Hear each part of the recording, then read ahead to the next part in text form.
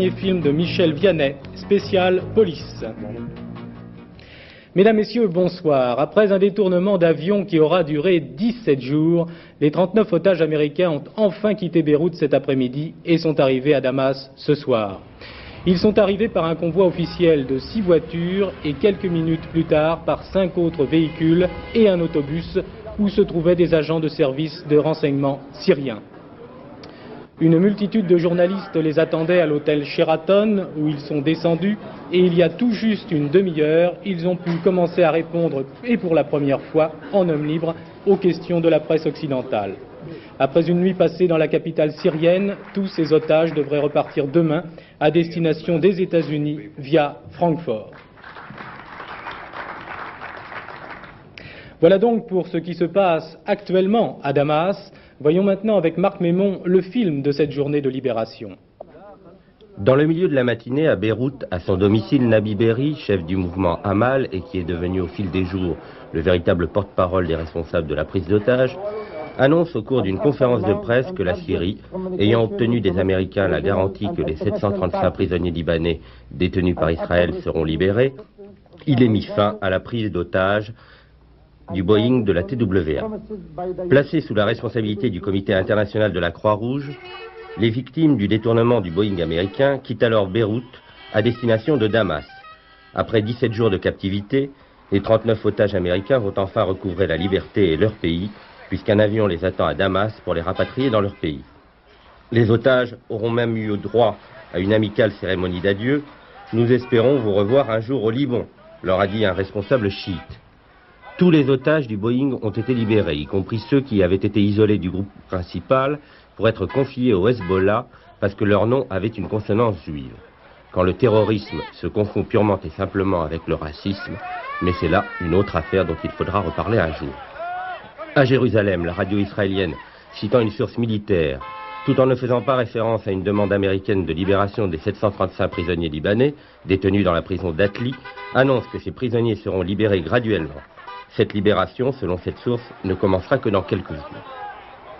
Quelques minutes à peine avant le départ du convoi des otages américains, vers Damas, 2 pirates, visages masqués, ont réussi sans la moindre difficulté à faire une courte conférence de presse, au cours de laquelle ils annonçaient qu'ils avaient été en contact directement avec le président syrien Hafez al-Assad et que celui-ci se portait garant de l'accord intervenu avec les Américains. Reste le sombre nuage qui plane sur le sort des 7 autres otages américains disparus avant l'affaire du Boeing et sur celui de nos 5 compatriotes, dont Jean-Paul Kaufmann est le photographe de l'agence SIPA. Le vice-président américain George Bush est arrivé cet après-midi à Paris. Il a été accueilli à l'aéroport d'Orly par Roland Dumas, le ministre français des Affaires étrangères. À sa descente d'avion, George Bush a assuré que les États-Unis n'avaient conclu aucun accord avec qui que ce soit pour la libération des otages. Il est exclu, a-t-il affirmé, que nous ayons pu céder aux exigences des ravisseurs. Le vice-président a également souligné que les États-Unis ne seraient satisfaits que lorsque les 7 otages américains qui restent encore au Liban seront libérés. Alors, contrairement à ce qu'on pouvait espérer, les 2 otages français, Jean-Paul Kaufmann et Michel Seurat, n'ont pas été libérés aujourd'hui en même temps que les Américains. Ce matin, Nabi Berri déclarait que leur libération était liée à celle des prisonniers libanais, actuellement en Israël. Et ce soir, le leader des chiites Amal se portait garant de leur prochaine libération. Je dis toujours c'est la même chose, c'est la même question, ça dépend avec le cas. Toujours, même la presse, même le gouvernement d'Amérique, etc., ils ont dit voilà comment je peux contrôler des personnes qui ne sont pas dans ma main. J'ai dit j'ai une parole d'honneur et j'en suis sûr que je pourrais arriver. Et maintenant je suis arrivé. La même chose maintenant pour les 2 Français. J'ai un promis, je suis responsable, je ne quitte pas ma responsabilité. Alors Joël Hazard, maintenant que les otages du Boeing sont libérés, les États-Unis disent qu'il n'y a pas eu d'accord, et puis on a entendu également les chiites dire au contraire qu'ils avaient reçu des garanties. Alors à votre avis, sur quelle base cette libération a pu se faire? La libération des 39 otages américains, c'est le résultat de l'accord officieux entre Washington et Damas. Il y a eu un véritable marchandage à la clé. La monnaie d'échange, ce sera la libération des détenus chiites d'Israël. Ils seront probablement relâchés par petits groupes dans les jours et les semaines qui viennent. Le cas échéant, les radicaux chiites ont gardé en main une carte. Les deux otages français, Jean-Paul Kaufmann et Michel Seurat, devant servir de caution et amener la France à faire pression sur les Israéliens si nécessaire. Restent aussi 7 autres Américains aux mains des intégristes. 7 otages enlevés au Liban depuis des mois. Ceux-là, les chiites les gardent en réserve, probablement pour dissuader les Américains de représailles éventuelles. On le voit, si les otages de la TWA sont libérés, la crise n'est pas finie. Et Washington devra certainement encore avoir recours au président Assad, le président syrien qui vient de démontrer une fois de plus qu'il était un interlocuteur privilégié et indispensable dans la région, qu'il peut, s'il le veut, mettre au pas les intégristes chiites comme il a mis au pas les Palestiniens. À n'en pas douter, le message aura été reçu par Israël et les Américains. Voilà donc ce qu'on pouvait dire ce soir sur cette libération des otages.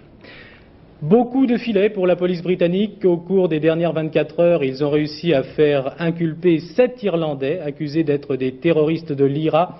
L'un d'entre eux, Patrick Maggi, est soupçonné d'avoir perpétré l'attentat de Brighton qui visait tout le gouvernement anglais. Henri Fabre. La police britannique n'a voulu prendre aucun risque, et pour cause. Ce convoi transporte des membres présumés de l'IRA qui a promis de mettre les stations balnéaires anglaises à feu et à sang. Dans les filets de Scotland Yard, 7 personnes, soit 17 depuis le début de la semaine, dont peut-être un très gros poisson. Un certain Patrick Maggi, 34 ans, soupçonné d'avoir posé la bombe de Brighton. C'était il y a 8 mois. Margaret Thatcher avait alors échappé par miracle à cet attentat qui fit 5 morts et 30 blessés. Depuis, Scotland Yard a patiemment remonté la filière irlandaise. Avec succès, semble-t-il, mais jusqu'à quel point? Car 2 nouvelles explosions ont retenti ce week-end en Belfast. C'était peut-être la première réponse de l'IRA. En Pologne, une grève générale d'1 heure est prévue pour demain à l'appel de la direction clandestine de Solidarité. Il s'agit de protester contre l'augmentation du prix de la viande, une augmentation de 10 à 15%. Aujourd'hui, Lech Walesa a implicitement soutenu cette grève en parlant du droit des Polonais à s'opposer à la dégradation constante de leur niveau de vie. Fin de citation. En Espagne, l'Église a décidé d'excommunier les médecins qui pratiquent des avortements. À noter que cette décision intervient 2 jours après que les députés espagnols aient autorisé l'avortement dans 3 cas précis, une grossesse consécutive à un viol, la malformation du fœtus ou bien un danger pour la femme enceinte. Réaction aujourd'hui en France après l'accord de 7 pays européens pour relancer l'Union européenne, accord conclu hier au sommet de Milan. Maxime Grémetz, au nom du Parti communiste, estime que cette décision met en cause la capacité de la France de décider librement de sa politique intérieure et internationale. Réaction également de Simone Veil, l'ancienne présidente du Parlement européen, à midi sur TF1. La question que je me pose, c'est si on n'est pas en train, si on n'assiste pas à un très grand tournant en ce qui concerne l'Europe, et si on n'est pas passé de la perspective d'une Europe communautaire, intégrée, avec des institutions supranationales qui sont le Parlement européen et la Commission, la Cour de justice également, vers une Europe qui serait beaucoup plus conçue comme une conférence pan-européenne, et qu'il n'y aurait plus que des relations intergouvernementales, la Commission étant une sorte d'administration, et donc perdant son rôle d'exécutif politique, ce qu'elle est théoriquement, et le Parlement européen étant en fait associé, comme l'est le Parlement latino-américain, à des décisions à titre consultatif. 4 résultats d'élections cantonales, 4 résultats favorables à l'opposition. À Arzac, dans les Pyrénées-Orientales, une victoire acquise au premier tour. Dans le canton de Mulhouse-Sud, victoire au second tour d'un candidat soutenu par le RPR. À Douvaine, en Haute-Savoie, et à Darnétal, en Seine-Maritime, élection également au deuxième tour des candidats UDF. Le Sirius s'est fait la belle. La nuit dernière, le bateau de l'organisation écologiste Greenpeace a en effet quitté clandestinement le port d'Anvers, où il était retenu depuis 1 mois et demi. Le Sirius était assigné à résidence car il avait bloqué le départ de 2 bateaux chargés de déchets. Dominique Champeau.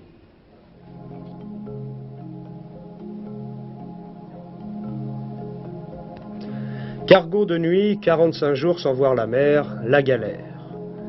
Un air connu, sans doute, de l'équipage du Sirius, qui, cette nuit, a décidé de lever l'ancre clandestinement et de quitter le port d'Anvers, où il était immobilisé par décision de justice. C'est par le canal de l'Escaurin que le navire de Greenpeace avait décidé de prendre le large.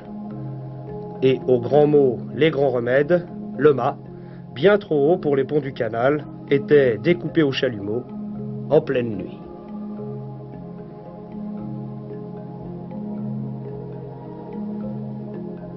Moyennant quoi, la route de la liberté menait tout droit au port d'Amsterdam, où le Sirius aura loisir d'attendre la décision de justice du tribunal d'Anvers, prévue pour le 12 juillet prochain. À Irles, dans la Somme, 3 automobilistes ont été grièvement blessés par l'explosion d'un obus de mortier datant de la guerre de 14. Leur voiture avait quitté la route à la suite d'un incident et c'est sur le talus qu'ils ont heurté l'obus. Dans cette région, les démineurs ramassent encore 2500 engins explosifs chaque année. Sport à présent, 2e étape du Tour de France et 2e victoire pour le Belge Rudy Mathies. Aujourd'hui, il a encore gagné au sprint. Un autre Belge conserve le maillot jaune, Eric van der Harden. Ce qui a fait dire cet après-midi à Michel Drey, les Belges gagnent 2 fois. Ils se sont échappés à quelques kilomètres de l'arrivée. Le dossard 52, Jean-Claude Bagot qui prend le relais et Adrie van der Poel. Vitré n'est plus très loin et ils peuvent espérer une victoire d'étape. Le peloton est à 150 mètres environ. Cela semble suffisant, mais malheureusement, Bagot est victime d'une crevaison. Il laisse partir Van der Poel qui poursuit son effort. Mais la ligne droite jusqu'à l'arrivée est bien longue, 900 mètres à 100 mètres du but. Van der Poel qui se retourne est happé par le peloton. Ces coureurs sont sans pitié. Et comme hier, le Belge Mathies s'impose facilement devant Sean Kelly et Van der Harden, toujours maillot jaune. Demain, 3e étape, Vitré-Fougères, 73 km contre la montre par équipe.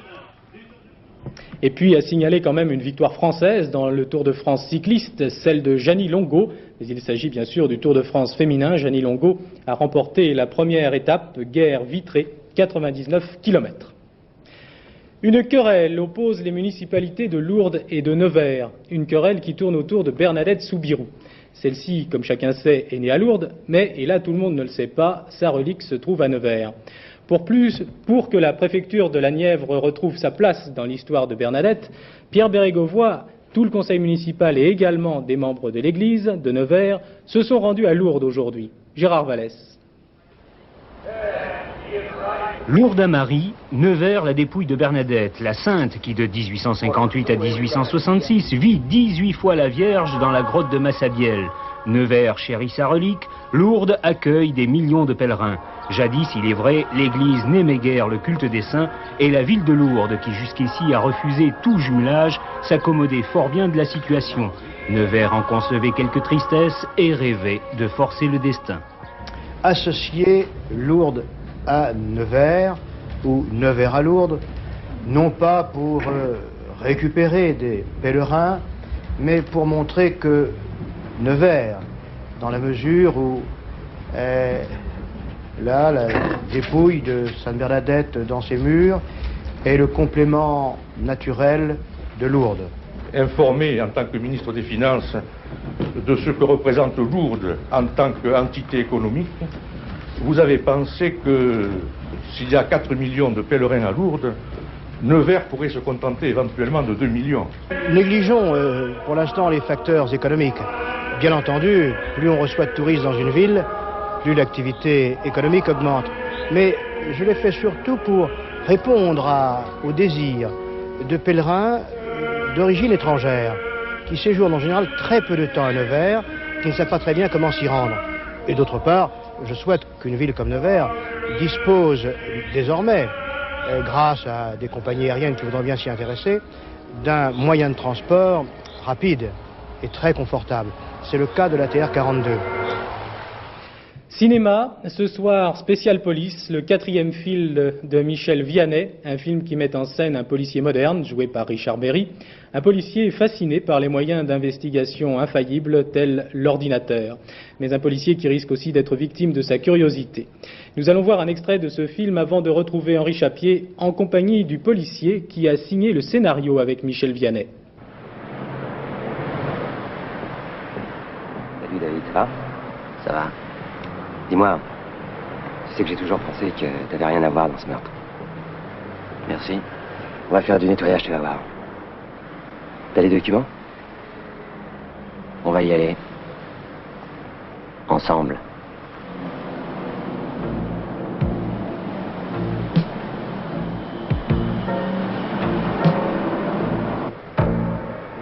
C'est drôle. Plus personne ne passe.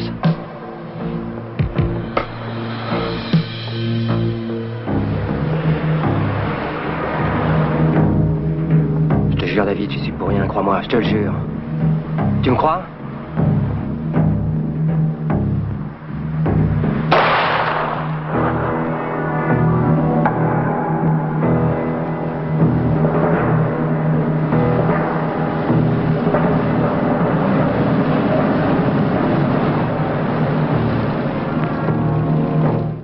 Simon Michael, il y a, je crois, 3 ans que vous avez quitté la police judiciaire, mais bien entendu, ça ne vous empêche pas d'être tout à fait sensible à tout ce qui s'y passe.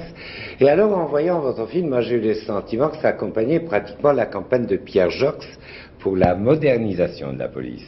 Parce qu'en effet, Richard Berry est fasciné par les nouveaux moyens d'investigation.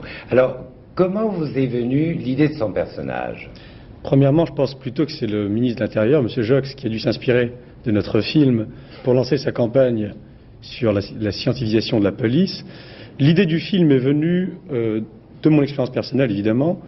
J'ai constaté qu'on privilégiait dans le cinéma, tant français qu'international, la violence et ce combat qui était axé uniquement sur la violence entre les policiers et les voyous, alors que je pense que les enquêtes classiques, et notamment les possibilités qu'offre maintenant l'informatique, et dans des domaines tels que l'antiterrorisme et dans la lutte contre la délinquance quotidienne, n'avaient jamais encore été traitées à ma connaissance dans le cinéma. D'autant plus que ce fonctionnaire, qui est un ancien flic de terrain, qui est un flic qui a travaillé avec son 357, a délibérément et consciemment arrêté de servir de son arme pour se servir d'un ordinateur. Et de ses ménages, autrement dit, parce que c'est plein d'astuces, ce film-là. Absolument, de ses ménages. Mais l'ordinateur, tout fiable soit-il, ne peut rendre que ce qu'on met à l'intérieur. Mais justement, alors là, j'ai envie de vous attaquer sur un point que je trouve pas crédible du scénario. La clé de ce document fabuleux,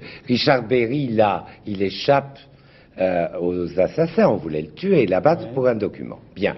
Eh bien, il y a une clé dans le film. Et alors, c'est quoi?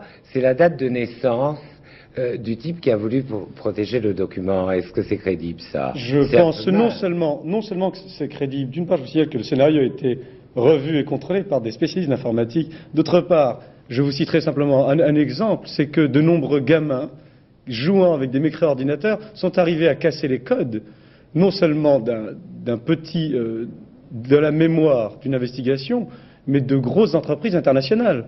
Une très grosse entreprise internationale d'origine française installée au Canada a subi ainsi des pertes colossales du fait du piratage causé par des enfants qui s'amusent. Ces combinaisons sont aléatoires. On peut les retrouver très facilement en branchant un petit ordinateur sur un réseau téléphonique et en laissant défiler les chiffres jusqu'à ce que la combinaison aléatoire soit retrouvée, ce qui fait claquer le code. Alors c'est comme dans les coffres classiques, pourquoi pas une date de naissance? C'est comme le tiercé en quelque sorte. Oui. Alors, dernière question.